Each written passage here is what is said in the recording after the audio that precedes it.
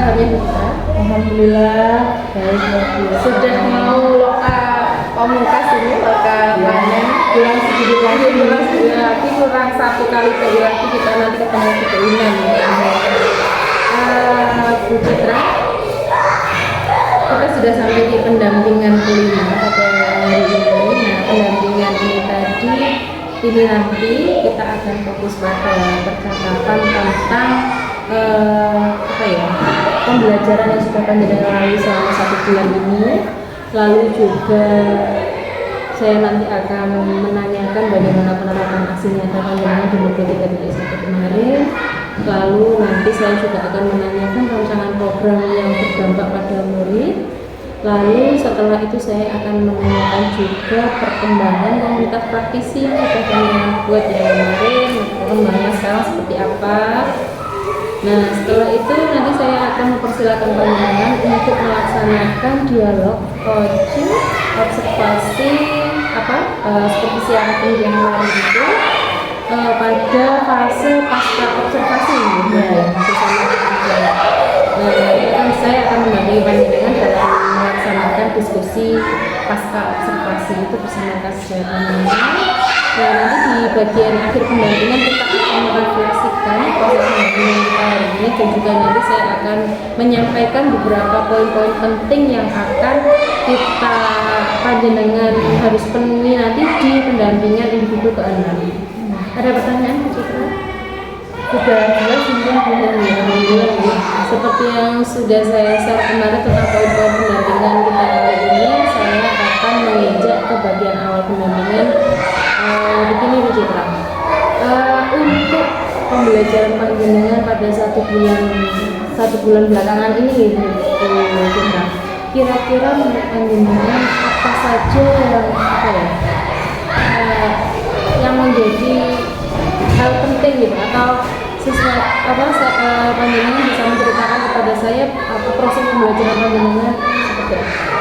Alhamdulillah 1 bulan ini banyak sekali pelajaran yang saya dapat, terutama kita kan sudah memasuki modul 3. Jadi di modul 3 itu ada 3.1 yaitu pengambilan keputusan, lalu 3.2 itu tentang aset sekolah, dan yang terakhir yang sekarang sedang berjalan 1 minggu ini yaitu 3.3 yaitu tentang program sekolah. Biasa sekali bujukannya. Lalu kira-kira pembelajaran ini dampak yang sudah panjenengan rasakan di 1 bulan terakhir Alhamdulillah luar biasa sekali dampaknya, terutama kemarin waktu kita pendampingan 4 ya Bu ya, itu dari saya observasi dengan panjenengan, lalu observasi yang terakhir yaitu pasca, sudah mulai dari semua itu sudah bisa saya laksanakan dengan teman saya. Jadi pengalaman panjenengan dengan saya bisa panjenengan informasikan dengan rekan saya biasa sekali kita. Lalu saya akan menanyakan bagaimana penerapan aksi nyata di modul 3.1 kemarin. Saya sudah melihat bagaimana panjenengan melaksanakan aksi nyata. Yang ingin saya tanyakan berdasarkan hal itu, bagaimana panjenengan itu bisa mengimplementasikan tentang keputusan yang pengambilan keputusan yang bertanggung jawab. Mungkin dari modul 3.1 ya Bu, tentang pengambilan keputusan yang berbasis nilai-nilai kebajikan. Kemudian pada modul 3.1 kita mengidentifikasi bagaimana pengambilan keputusan, terutama pada pemetaan apakah dari yang kita petakan itu masuk pada 4 paradigma, terus 3 prinsip dan 9 langkah dalam pengambilan keputusan tersebut. Biasa sekali. Lalu apa yang perlu dievaluasi dan dikembangkan dalam pemetaan di Buzulin? Pengambilan keputusan itu antara bujukan dan moral ya, yang kemarin yang saya pelajari. dan dilema etika itu sangat berpengaruh pada guru. Kalau menurut saya itu dilema dan juga apa namanya bujukan itu sangat berpengaruh sekali pada guru. Melaksanakan dilema etika harus benar-benar dilaksanakan, terutama pada paradigma yang pertama, yaitu ada nilai-nilai kebajikan yang mendasar, kemudian ada cinta dan kasih sayang, lalu keadilan, kebebasan, dan persatuan, toleransi, serta yang terakhir tanggung jawab. Untuk bujukan moral pasti ada yang benar dan salah ya. Kemarin waktu kita diskusi kelompok itu, nah ya waktu rukol dan juga penguatan dielaborasi. Nah salah satunya itu ketika kita menerapkan yang benar dan salah. Kadang itu kita sudah menerapkan yang benar itu terkadang itu juga masih salah gitu loh. Nah jadi itu sangat berpengaruh saya sebagai guru bagaimana kita mengambil keputusan pada bujukan moral tersebut. Luar biasa sekali Ibu. Lalu adakah pengalaman dari Bu Citra sendiri yang terjadi dalam mencerminkan dilema etika baik itu terkait dengan murid atau guru? Nah, mungkin pengalaman saya itu yang ada di sekolah dulu ketika itu apa namanya KKN itu pasti terjadi di mana saja. Misalkan anak itu kemampuannya tidak bisa memenuhi KKN, nah, gimana kita bisa menjaga sekolah kita kan di luar kan. Kalau kurang dari KKN pasti kan juga di luar sana kan penilaian SD ini belum bisa murid-muridnya di atas rata-rata. Jadi kita menyiasati untuk menyelesaikan masalah tersebut, anak tersebut gimana caranya itu mengatrol nilai itu loh. Ya, mungkin dilemanya di situ, pengalaman yang ada di SD saya. Nah dari kemarin pembelajaran 3.1 banyak sekali langkah-langkah atau strategi yang diambil gimana caranya tentang bujukan moral tersebut. Lalu menurut panjenengan sendiri strategi yang sudah panjenengan terapkan dalam mengatasi dilema itu tadi apa? Strateginya mungkin sebelum mengikuti CGP kan belum tahu ya Bu. Nah sekarang setelah itu banyak sekali yaitu dengan cara menerapkan tadi di pertama 4 paradigma tersebut. Nah itu masuknya kemana, terus 3 prinsip, nah terus yang terakhir 9 langkah itu tadi. Nah dari permasalahan tersebut kita bisa mengatasi strateginya dari situ. Mungkin dengan pengalaman saya yang kemarin itu kan anak tersebut tidak masuk sekolah atau jarang masuk sekolah sehingga kan pembelajarannya terlambat, nilai-nilainya kurang, jadi kan tidak memenuhi KKN. Mungkin strateginya dengan cara memberi tugas tambahan ya. Jadi mungkin temannya sudah selesai, yang anaknya tersebut kan belum selesai. Nah, kita memberikan tugas tambahan di rumah atau nanti setelah pulang sekolah kita memberikan tugas tambahan dengan pendampingan, mungkin seperti itu untuk ibaratnya mengatrol nilai tersebut. Berarti intinya tadi strategi Bu Citra supaya anaknya juga bisa memenuhi KKN tadi memberikan tugas tambahan bagi siswa yang belum saja. Kalau yang sudah ya sudah luar biasa sekali. Berarti ada konsekuensi bagi peserta didik tersebut bukan serta-merta dengan memberikan nilai yang bagus, tapi dia harus menyelesaikan yang untuk mengatrol yang belum diselesaikan meskipun dia tidak masuk sekolah seperti itu. Biasa sekali Bu. Lalu menurut Bu Citra sendiri di modul 3.1 dalam pengambilan keputusan yang dilema etika tadi, kira-kira apa yang perlu dievaluasi dari proses pengambilan keputusan dari panjenengan? Yang perlu evaluasi ya di segi apa ya? Mungkin kalau dari KKN tadi ya, mungkin ya itu tadi evaluasinya dengan orang tua juga bisa. Jadi kita kerjasama dengan komunikasi, kerjasama dengan kedua orang tua seperti itu. Kalau dari rekan sejawat sendiri pun dalam penerapan dilema etika atau modul 3.1 ini pernah ada sesuatu? Nah iya, kemarin juga sempat untuk penyelesaian masalah tersebut. Saya juga kepala sekolah, juga rekan sejawat itu saling namanya kerjasama, gimana cara menyelesaikan masalah tersebut dengan itu tadi 4 paradigma dan 3 prinsip 9 langkah untuk mengambil keputusan tersebut. Saya apresiasi pemahaman Bu Citra sudah luar biasa dalam penerapan modul 3.1 ini. Bu Citra ini alhamdulillah panjenengan juga sudah mengimplementasikannya terhadap peserta didik juga. Dilema tadi kita harus sesuai dengan KKN, bagaimana anak-anak itu tidak sesuai dengan KKN, apa yang harus dilakukan. Ternyata panjenengan bahasanya mengkatrol nilai supaya anaknya itu bisa sesuai atau di atas sedikit KKN dengan memberikan tugas tambahan seperti itu. Dengan mungkin konsekuensi anaknya harus mengerjakan beberapa mungkin kira-kira tantangan yang dihadapi ketika melaksanakan strategi itu apa kira-kira? Tantangannya mungkin anak itu merasa apa ya Bu? Kan beda dengan temannya. Kenapa kok diberi tugas tambahannya? Mungkin kita dengan cara penguatan terhadap anak tersebut mungkin harus apa ya? Kan sudah ketinggalan pelajaran, dengan kita memberikan tugas tambahan biar pandangannya tuh oh ya kalau saya diberikan tugas tambahan mungkin saya lebih bisa lagi untuk pembelajaran ini. Jadi tidak serta-merta itu anak tersebut langsung dapat nilai bagus seperti itu.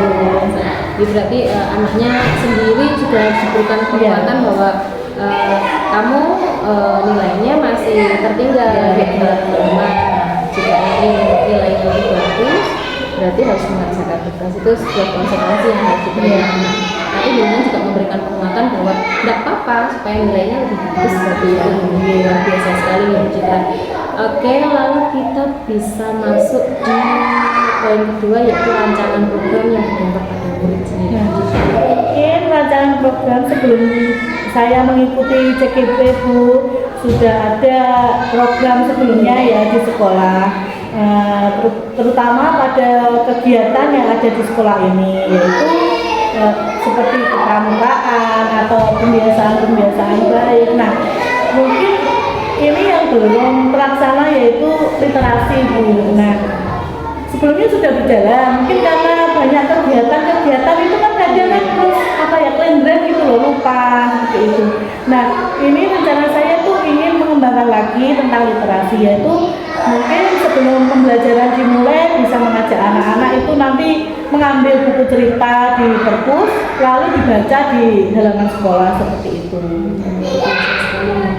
Lalu ketika bentukan tadi kan yang sudah dan sekitar program sebelum panjenengan PGP dan setelah panjenengan PGP, terus panjenengan juga menekankan bahwa yang ingin dilakukan adalah literasi. Nah, kira-kira apa yang panjenengan perlukan untuk menerapkan program tersebut? Dukungan dari kepala sekolah ya, alhamdulillah juga kepala sekolah itu sangat mendukung kegiatan yang saya rencanakan ini. Bu teman sejawat juga mendukung sekali kegiatan yang saya rencanakan ini setelah saya mengikuti PGP. Jadi sudah ada dukungan dari kepala sekolah juga pun alhamdulillah. Lalu kira-kira Bu strategi dalam pelaksanaannya tadi. Jadi jenengan kan memerlukan tadi dukungan, alhamdulillah dukungannya juga sudah ada. Nah, kira-kira dalam penerapan literasi sendiri nanti saya bisa diceritakan bentuk literasinya seperti apa, terus strategi menuju literasi yang panjenengan harapkan itu seperti apa itu saya mungkin kalau untuk literasi itu kan anak-anak tadi kan mengambil buku di perpus lalu membaca di halaman gitu. Nah tujuannya itu anak-anak itu sekarang kan malas membaca. Dari kita kebiasaan tersebut, saya berharap anak-anak itu tambah wawasannya seperti itu. Nah, lalu ini Ibu yang saya tantangannya ini karena buku, mungkin bukunya sudah lama ya, anak-anak kan bosen. Nah, gimana caranya membuat anak-anak itu lebih ibaratnya excited untuk membaca lagi dengan mungkin kayak saya mengeprintkan buku cerita yang baru seperti itu, karena bukunya kan sudah lama jadi kan kurang tertarik mungkin. Dengan cara seperti itu mungkin anak-anak lebih tertarik untuk membaca. Selain itu kan tidak bosan hanya di kelas saja, jadi literasinya itu ada di halaman sekolah dengan udara segar, terus cahayanya kan juga sangat kalau pagi hari kan sejuk seperti itu, cahayanya matahari juga masih terang gitu kan, anak-anak tuh lebih semangat seperti itu. Luar biasa sekali programnya tentang literasi itu tadi. Panjenengan tantangannya itu anak-anak di sekolah itu bukunya masih lama itu sudah dibaca sama anak-anak ya. Terus tadi solusi dari panjenengan mungkin saya akan mengirimkan buku yang baru terkait dengan mungkin literasi digital. Literasi kan banyak bentuknya gitu, Bu Citra ya. Mungkin selain membaca, kira-kira apa yang untuk literasi digital kemarin saya juga mengikuti Bimtek yang saya dapatkan kemarin itu kita kan punya ada link untuk buku perpustakaan ya. Nah itu nanti kita kerjasama dengan kedua orang tua, yaitu kolaborasi. Nanti anak-anak itu diberikan link, nah nanti membaca di situ. Jadi nanti kita laporan, kita buat bukunya itu hari ini misalnya sudah membaca buku apa, di mana itu terus ditulis seperti itu. Berarti membacanya itu juga tujuannya di rumah, terus anak-anak membuat refleksi hasil membaca. Iya, jadi kan lewat digital gitu, pemanfaatan digital. Ya saya tangkap berarti mendengar dalam program ini juga akan melibatkan wali murid dalam pelajarannya dan juga stakeholdernya ke depan tadi seperti sudatin gitu ya. Jadi perpustakaan digital yang bisa diakses oleh orang tua di rumah begitu ya Bu. Lalu kira-kira Bu Citra, selain tantangan ini tadi kan anak-anak kan punya tipe-tipe pembelajar yang berbeda gitu. Yang saya observasi kemarin itu ada yang kinestetik beberapa ya, yang kadang anaknya itu untuk membaca itu susah. Maksudnya untuk anak membaca itu dia mudah bosan. Nah, kira-kira strategi untuk anak-anak yang kinestetik sendiri ini yang ada mungkin dibedakan atau bagaimana menurut Bu Citra? Ya itu termasuk ke tantangan saya tuh ya, karena kan cenderung kalau kinestetik itu cenderung tidak mau membaca.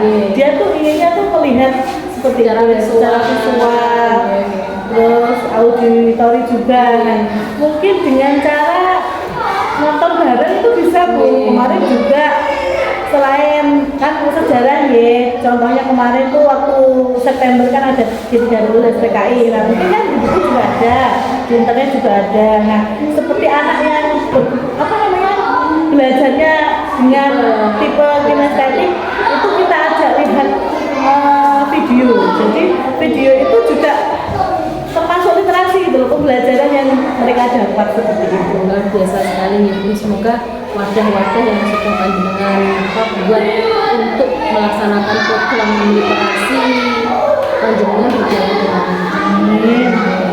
Semangat terus Bu Citra. Lalu yang saya tanyakan selanjutnya adalah perkembangan komunitas praktisi Bu Citra. Kalau ini panjenengan saya tanyakan perkembangannya masih di tahap merintis. Lalu untuk sekarang ini tahapannya sudah bagaimana dan mungkin saya bisa dijelaskan kegiatan-kegiatan yang dilakukan sudah seperti apa? Ya, alhamdulillah untuk komunitas praktisi sudah berjalan ya Bu Zulin. Contohnya kemarin kita sudah sama-sama yang Bu Zulin ketahui kemarin mengisi Sulinjar, itu kita kerjasama. Lalu pengerjaan PMM, nah dari Sulinjar, pengerjaan PMM itu kita berbagi ilmu atau wawasan, jadi sharing gitu sesama teman. Dari situ kita tuh terbentuk saling kolaborasi sesama teman sejawat seperti itu. Luar biasa sekali ya kolaborasi yang saya tangkap. Terus kira-kira kan ini kan musimnya PPG piloting ya. Dan saya sempat melihat juga di PPG piloting itu untuk kegiatan pembelajarannya itu harus yang berpusat pada peserta didik. Artinya ada pembelajaran diferensiasi dan KSE yang masuk dalamnya. Mungkin yang ilmu ini itu tidak semua orang mendapatkan. Kira-kira ada nggak Bu pembahasan itu yang panjenengan lakukan di komunitas ini yang saya dapatkan dari saya mengikuti GP gitu. Kemarin kan rekan saya itu piloting 1. Nah, dia itu kan mungkin RPP-nya atau modul ajarnya yang lalu. Jadi karena ikut PPG kemarin saya juga mengusulkan Bu dikasih diferensiasi. Jadi ada proses ataupun apa namanya kemarin ya apa. Nah, alhamdulillah kemarin juga sudah sesuai diferensiasi, sudah anak-anak itu sudah dikelompokkan sesuai dengan minat dan bakatnya gitu. Alhamdulillah sudah. Berarti ada kolaborasi antara guru dan panjenengan. Iya, jadi tanya gitu, Bu, maksudnya PSE itu gimana? Nanti diferensiasikan itu maksudnya gimana? Jadi saya tuh berbagi pengalaman kepada beliau gimana caranya nanti diferensiasi itu begini itu Bu, nanti PSE seperti ini. Alhamdulillah kemarin untuk praktek mungkinnya teman saya sudah menggunakan diferensiasi. Biasa sekali, berarti apa yang panjenengan dapatkan di guru penggerak ini intinya bisa diimplementasikan, bisa didestinasikan kepada rekan sejawat juga alhamdulillah. Lalu kira-kira untuk keberlanjutan komunitas praktisi ini, kira-kira dukungan apa yang panjenengan dapatkan? Mungkin dukungan itu pasti dari kepala sekolah dan rekan sejawat nih Bu, tetap memberi semangat seperti itu. Lalu nanti kalau ada yang kendor tetap apa ya, saling mendukung gitu untuk kemajuan sekolah juga. Jadi dukungan utama tetap dari kepala sekolah dalam keberlanjutan komunitas praktisi yang panjenengan untuk bersama rekan sejawat itu. Adakah apa tantangan atau apa ya namanya pun apa ya bukan tantangan sih, namanya hambatan dalam pelaksanaan komunitas? Alhamdulillah untuk tantangan hambatan jangan sampai ada gitu. Yang ada mungkin harapan saya yaitu perubahan. Jadi perubahan ke yang lebih baik gitu. Jadi dengan teman-teman itu tambah wawasan dalam apa namanya tuh dalam bentuk forum gitu loh. Jadi dari forum tersebut nanti tambah wawasan, tambah juga kerjasama, sama sharing seperti itu. Luar biasa sekali Bu Citra, saya tangkap berarti komunitas praktisi panjenengan itu insya Allah alhamdulillah ini sudah berjalan dan dengan dukungan yang luar biasa juga dari Bu Kepala Sekolah panjenengan, dan panjenengan juga memiliki harapan bahwa akan tetap terus ada terus berjalan dan komunitas praktisi yang panjenengan sudah susun bersama rekan sejawat. Ya alhamdulillah Bu Citra, kita sudah sampai di poin 4, bagaimana tentang dialog pasca observasi pembelajaran itu sendiri. Nanti saya persilahkan panjenengan menyiapkan rekan sejawat yang akan diajak berdiskusi atau bercoaching tentang pasca observasi panjenengan yang sudah panjenengan laksanakan kemarin. Saya akan memfasilitasi saja. Nanti setelah selesai panjenengan melakukan coaching itu, kita akan saya akan menyampaikan umpan balik kepada panjenengan. Terima kasih Bu. Monggo panjenengan siapkan Bu. Assalamualaikum Bu Yana, bagaimana kabarnya? Waalaikumsalam Bu Citra, alhamdulillah baik.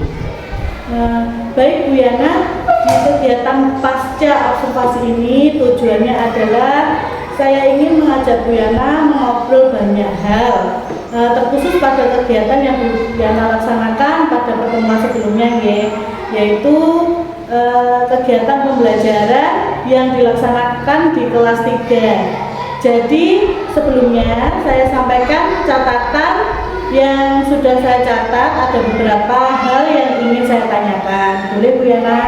Ya Bu Citra, silakan.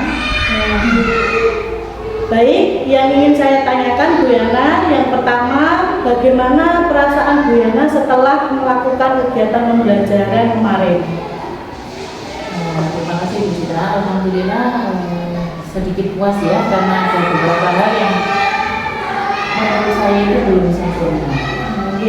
Lalu Bu Yana, perasaan Bu Yana kemarin melaksanakan kegiatan pembelajaran ketika ada kehadiran supervisor atau saya di dalam ruangan kelas itu bagaimana?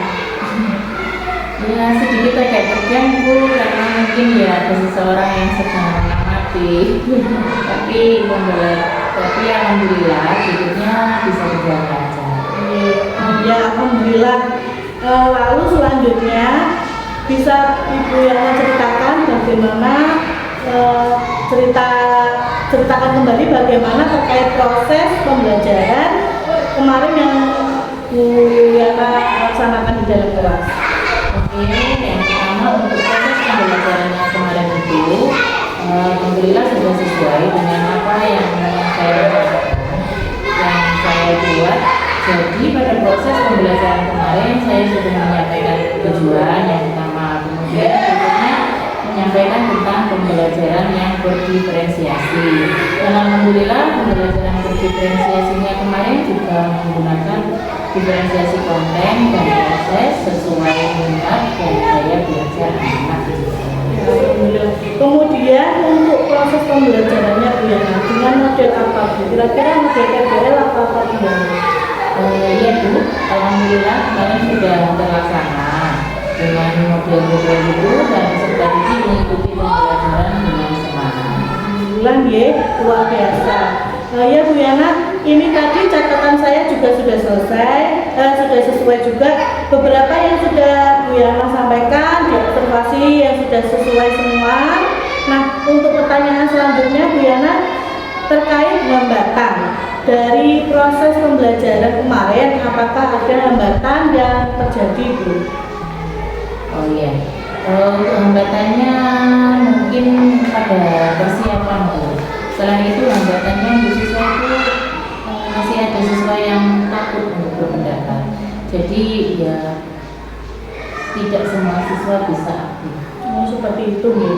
Kira-kira kalau menurut Bu Yana nih ya, apa sih hambatan yang bisa terjadi itu? Mungkin karena saya kurang memaksimalkan anak-anak. Seperti itu nih. Jadi menurut Bu Yana itu kira-kira solusi apa untuk menghilangkan hambatan itu Bu Yana? Oke, untuk rencana kedepannya saya akan untuk menghilangkan hambatan tersebut, saya memberikan kesempatan yang lebih luas kepada anak-anak agar anak-anak dapat menyampaikan pendapatnya dengan nyaman. Seperti itu ya. Nah Bu Yana sudah menyampaikan beberapa solusi ya. Kira-kira kapan nih ya Bu Yana memperbaiki apa itu namanya hambatan-hambatan yang sudah terjadi untuk pertemuan selanjutnya? Oke, untuk pertemuan selanjutnya sudah bisa saya terapkan dari hasil evaluasi pertemuan yang kemarin. Luar biasa, sungguh luar biasa Bu Yana ya. Sudah dilakukan dan melaksanakan kemarin yang sudah saya amati juga. Memang secara catatan berdasarkan perbincangan kita di praobservasi, alhamdulillah sudah ada dan tampak semuanya gitu ya Nak. Mulai dari tujuan, lalu ada strategi, yaitu strategi yang diferensiasi konten, lalu berdiferensiasi proses juga ada, kemudian model pembelajarannya sudah menggunakan PBL juga sudah ada, dan sintak-sintak semuanya juga sudah ada Bu.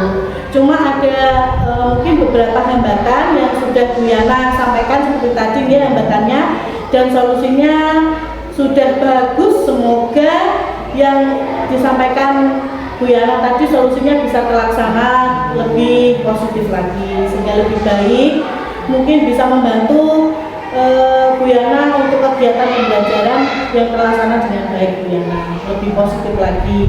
Apalagi pembelajaran Bu Yana bisa mendukung potensi siswa nggih. Mungkin cukup itu pertanyaan yang ingin saya tanyakan hari ini Bu Yana. Saya ucapkan terima kasih banyak karena Bu Yana sudah bersedia untuk saya observasi, dan mulai kegiatan dari praobservasi, lalu kemarin juga observasi. Jadi aksi kemarin yang kita lakukan itu sekarang pasca observasi. Terima kasih Bu Yana sudah membersamai saya untuk melaksanakan kegiatan observasi kemarin. Terima kasih. Terima kasih luar biasa sekali Bu. Terima kasih luar biasa sekali melakukan pertanyaan kepada coaching. Dari hambatan tadi sudah diajak refleksi bahwa refleksi kemarin pembelajarannya seperti apa, refleksi kekurangannya, terus mungkin tadi hambatannya kurang memaksimalkan strategi secara strategi dengan menggunakan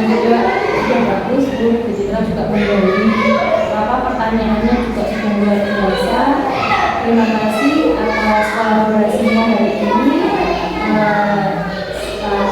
Kalau panjenengan masih ada kegiatan lain, saya menuliskan Terima kasih Bu Yana. Terima kasih Bu Yana.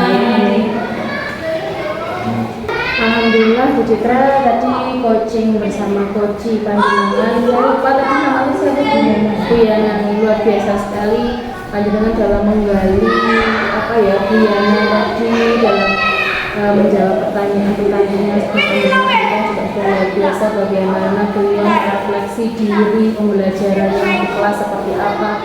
Dia juga mengungkapkan hambatan-hambatan yang apa ya terjadi di kelasnya beliau. Terus terakhir panjenengan penutupnya dengan umpan balik yang sudah luar biasa sekali memberikan apa ya kalau kita itu biasanya memberikan pertimbangan kata mungkin apa yang harus dilakukan di kemudian hari demi kebaikan Bu Yana sendiri.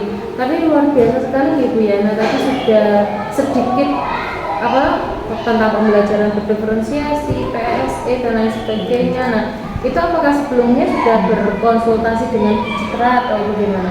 Ya, sebelumnya sudah Bu?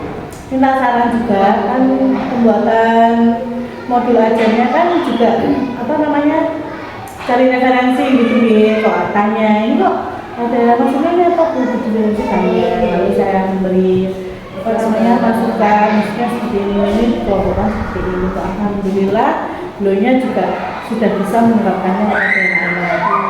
Luar biasa sekali. Alhamdulillah panjenengan juga ikut tapi memberikan penjelasan dari sudah sangat luar biasa. Tapi saya apresiasi luar biasa sama Bu Citra ini. Luar biasa sekali kolaborasinya. Walaupun beliaunya tapi agak sedikit malu-malu menunduk dan lain sebagainya kan gitu, mungkin karena tidak terbiasa seperti ini gitu. Tapi nggak apa-apa, sudah sangat luar biasa.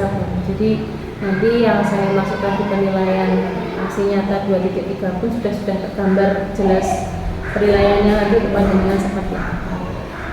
Lalu kita masuk di akhir pendampingan ini Bu Citra. Jadi di akhir pendampingan ini saya ingin meminta panjenengan untuk merefleksi. Jadi setelah panjenengan menjalani PGP ini sendiri Bu Citra, menurut panjenengan itu yang paling panjenengan kuasai dan sudah dipraktekkan ini materi yang apa? Alhamdulillah untuk coaching sudah saya laksanakan dengan teman, kemarin juga dengan rekan CGT juga, jadi tambah pengalaman baru menurut saya. Jadi sekarang tuh gini Bu, menuntut itu loh tadi rekan sejawat kita menemukan solusi tersendiri dari masalah tersebut. Jadi saya merasa sudah bisa membantu begitu seperti itu. Biasa sekali Bu Citra. Lalu yang masih bingung di panjenengan, tapi kan memang sudah mulai coaching Bu ya. Kira-kira saya itu pemahamannya sudah cukup bagus. Nah, kira-kira yang masih jadi kebingungan atau yang masih ingin dipelajari lebih dalam itu materi yang mana? Mungkin materi 3.1 ini gitu, untuk menyelesaikan tadi dilema tadi seperti itu. Masalah kita kan juga harus berkoordinasi juga dengan kepala sekolah, rekan sejawat, mungkin masalah juga dengan koordinasi dengan wali murid seperti itu. Mungkin ya itu belum bisa maksimal seperti itu. Mungkin selain modul 3.1 sendiri tentang pengambilan keputusan yang bertanggung jawab ini ada lagi masih itu ya Bu. Untuk peran nilai dan apa-apa tidak ada masalah gitu. Biasa. Lalu untuk pendampingan selanjutnya nih, itu hampir sama. Nanti panjenengan seperti PI 1 kemarin, panjenengan nge-print kuesioner yang harus panjenengan berikan kepada siswa, rekan sejawat dan kepala sekolah memperbaliknya seperti apa. Lalu nanti lanjut panjenengan mengisi hal tersebut di LMS juga. Nah, kira-kira nanti ada hambatan atau tantangan dalam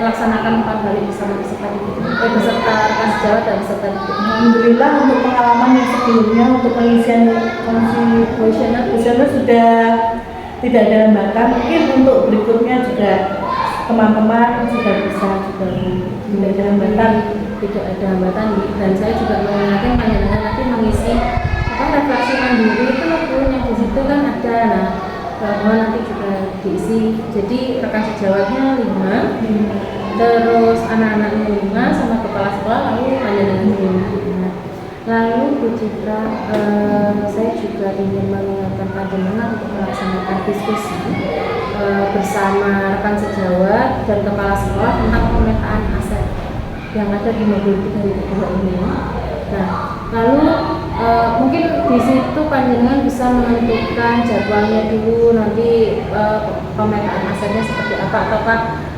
kemarin-kemarin kan jenengan sudah belajar juga, jenengan sudah memetakan tapi belum berdiskusi. Nah, materi panjenengan ini bisa panjenengan mantapkan ke kepala sekolah dan teman-teman. Mohon nanti juga ada dokumentasinya ketika melaksanakan pemetaan, diskusi pemetaan itu, lalu juga ada notulen. Jadi ketika panjenengan melaksanakan diskusi, panjenengan nanti juga menyertakan ada notulen itu yang isinya diskusinya kesepakatan tentang pemetaan aset itu seperti apa.